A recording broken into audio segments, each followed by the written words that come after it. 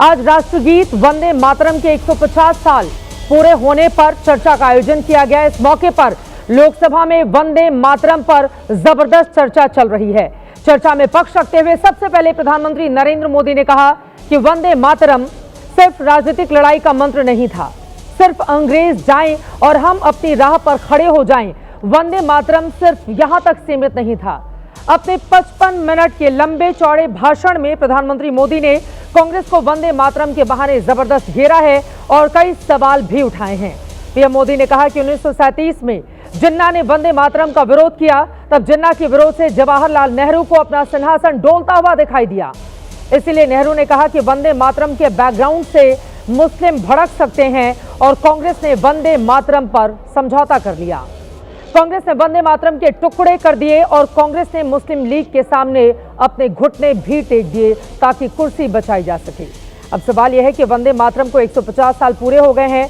वंदे मातरम को राष्ट्रगीत का दर्जा बने हुए 75 साल पूरे हो चुके हैं, लेकिन हम आज भी इसके बहाने हिंदू मुसलमान और सियासी संग्राम पर क्या अटके हुए हैं। राष्ट्रगीत एक भावना है, लेकिन जब इस पर राजनीति का रंग चढ़ जाता है तो वही होता है जो संसद में देखने को मिला।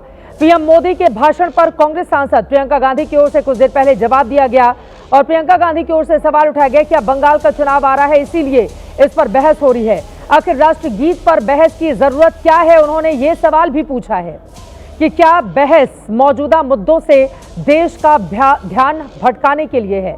लेकिन यही सवाल कांग्रेस पार्टी पर भी उठता है कि क्या सिर्फ ध्यान भटकाने के लिए वो वंदे मातरम पर चर्चा कर रहे हैं, क्योंकि जब प्रधानमंत्री नरेंद्र मोदी वंदे मातरम पर चर्चा के दौरान अपना पक्ष रख रहे थे, तब गांधी परिवार के दो बड़े चेहरे कांग्रेस सांसद राहुल गांधी, जो कि एलओपी हैं, नेता विपक्ष राहुल गांधी और प्रियंका गांधी सदन में मौजूद नहीं थे। विदेशी राजनयिकों के दौरे पर जब राहुल गांधी ये सवाल उठाते हैं, उन्हें नहीं बुलाया जाता, तो लगता है राहुल गांधी देश की विदेश नीति का हिस्सा बनना चाहते हैं, इसीलिए सवाल उठा रहे हैं। लेकिन आज जब देश के भीतर ही इतने बड़े मुद्दे पर प्रधानमंत्री कांग्रेस पार्टी से सवाल पूछ रहे हो, तब गांधी परिवार सदन से गायब है। तो क्या कांग्रेस ने वंदे मातरम को सियासी फ्रेम में सजाकर सत्ता पर सवाल उठाने के लिए ही रखा हुआ है? राहुल गांधी आज इस महत्वपूर्ण मुद्दे पर सदन के भीतर से नदारद क्यों रहे? क्या उनको खुद फ्रंट फुट पर आकर तमाम सवालों के जवाब नहीं देने चाहिए थे? वंदे मातरम को क्या सिर्फ राजनीति के चश्मे से देखना चाहिए? अगर 150 साल इसके पूरे हो रहे हैं, तो क्या ये देश के लिए, हम सब के लिए गर्व से भर देने का मौका नहीं है?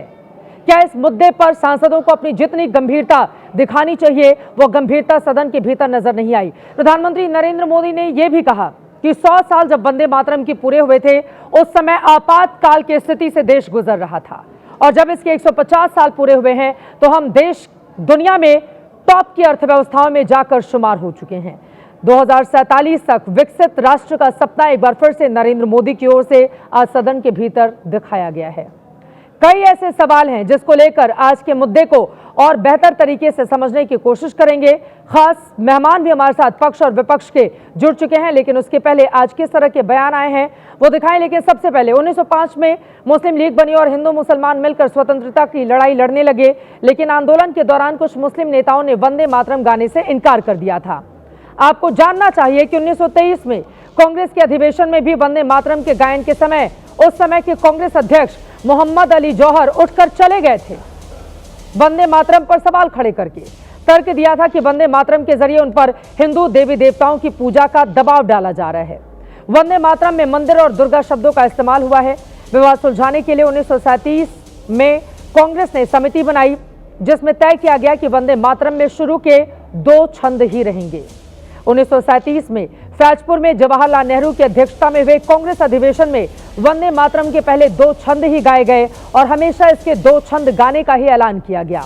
इस ऐलान को नियम बनाते हुए 24 जनवरी 1950 को संविधान सभा अध्यक्ष डॉक्टर राजेंद्र प्रसाद ने वंदे मातरम को राष्ट्रीय गीत घोषित कर दिया।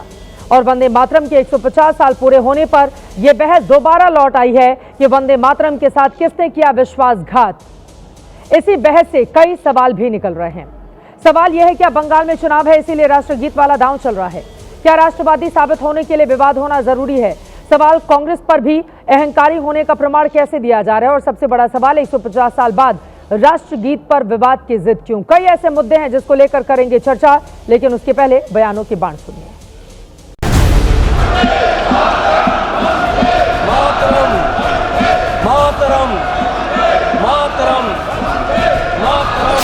वंदे मातरम इतना महान था, जिसकी भावना इतनी महान थी, तो फिर पिछली सदी में इसके साथ इतना बड़ा अन्याय क्यों हुआ? वंदे मातरम के टुकड़े कर दिए। वंदे मातरम देश के कण कण में जीवित है, इस पर बहस नहीं हो सकती। जिनके वंशज, जिनके पार्टी के बड़े नेता, जिन्होंने वंदे मातरम को केवल 2 स्टैंजों तक सीमित कर दिया था तुष्टीकरण की राजनीति के लिए, जिन्ना को खुश करने के लिए, आज जिन्ना के मुन्ना को खुश करने में कुछ लोग लगे। अगर आपको लगता है कि वंदे मातरम के साथ कांग्रेस पार्टी ने उसको दुर्बल करने की एक साजिश की, तो मैं पूछना चाहता हूं कि आपने जब वंदे मातरम का जो मूल उद्देश्य था कि अंग्रेजों भारत छोड़ो, तो उस भारत छोड़ो के आंदोलन में आप लोग कहां थे? जो गाना जो हमारे लिए एक स्वतंत्रता संग्राम की चिंगारी बनकर उठा और जिसने पूरे ब्रिटिश एम्पायर को भस्म कर दिया, उसको आज उसका ड्यू मिल रहा है। सत्ता पक्ष के लोग के जो महापुरुष उनके नहीं हैं, उनको वो ऊन करना चाहते हैं। जिस वंदे मातरम ने आज़ादी के आंदोलन में सबको जोड़ा, आज के दरारवादी लोग उसी से देश को तोड़ना चाहते हैं। देश के लिए जो गर्व का विषय होना चाहिए, जिस पर सभी के सुर एक जैसे होने चाहिए, जिस वंदे मातरम को लेकर इस देश ने आजादी की लड़ाई लड़ी, उस वंदे मातरम पर जब चर्चा होती है तो उसमें भी विरोध के स्वर क्यों सुनाई देते हैं?